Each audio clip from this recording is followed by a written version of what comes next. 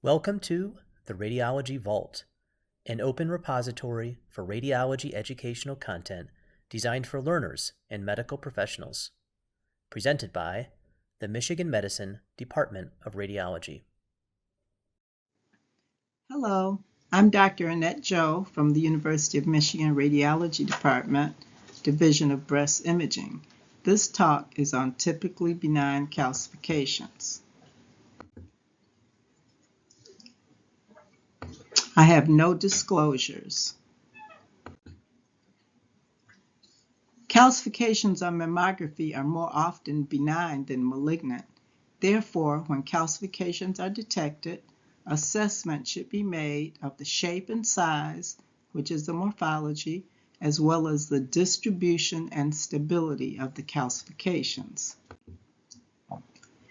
Recognizing the characteristics of typically benign calcifications can prevent imaging and biopsies that are not needed, saving money and time and preventing patient anxiety. If calcifications detected on mammography are typically benign, there's no need to describe them. The final impression would be negative by RADS 1. If there is a need to describe the calcifications, the impression would be benign by RADS 2. If calcifications detected on a screening mammogram need further evaluation, the impression is incomplete by RADS 0, and diagnostic imaging, including magnification views, are recommended.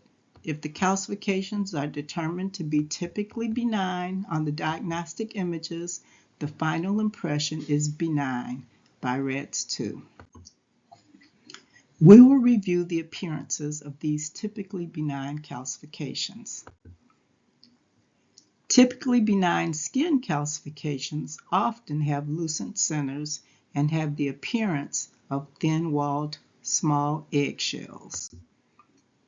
Skin calcifications are commonly located in the inframammary fold, peristernal area, axilla, and areola. The tattoo sign can suggest that calcifications are dermal. This is when the orientation of the calcifications is very similar on two views. The calcifications are lined up the same on the CC and the MLO view.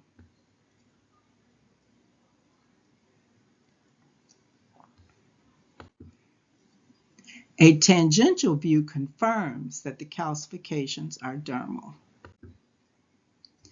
When calcifications are linear and associated with a tubular structure or form parallel tracks, they are vascular and require no further workup. Coarse popcorn calcifications occur in involuting fibroadenomas. This is not the same as coarse heterogeneous, which is a suspicious morphology, often requiring biopsy.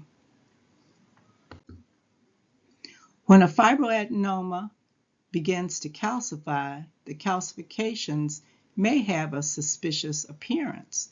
Coarse heterogeneous calcifications on this 85-year-old woman's first mammogram were considered suspicious.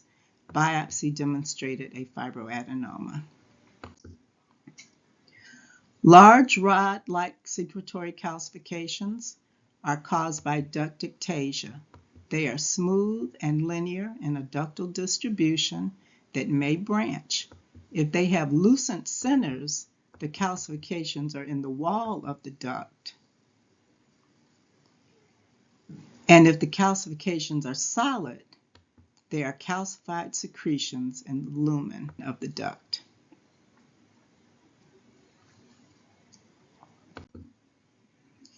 These large rod-like calcifications are usually bilateral and in women over 60.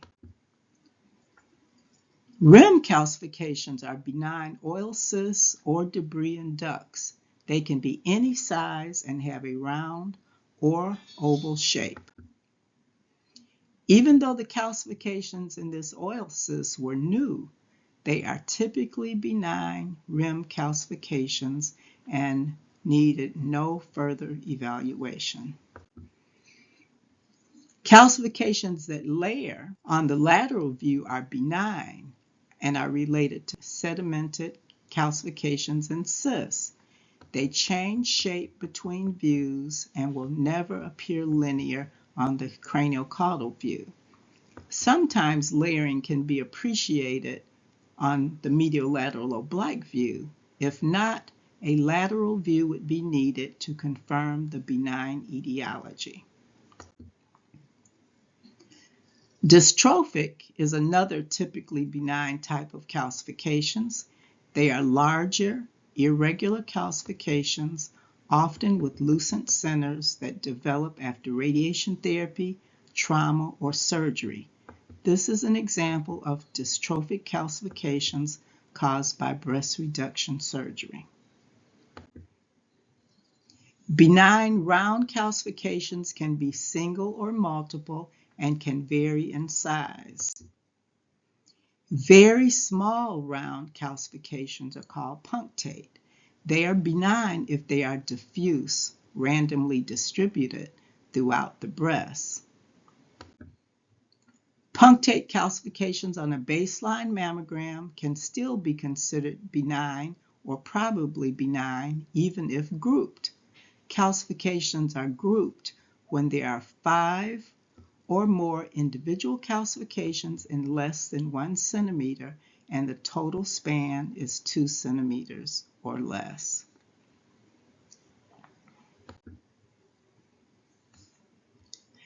In conclusion, excessive imaging and biopsies of benign calcifications can be avoided by accurately assessing the characteristics of typically benign calcifications.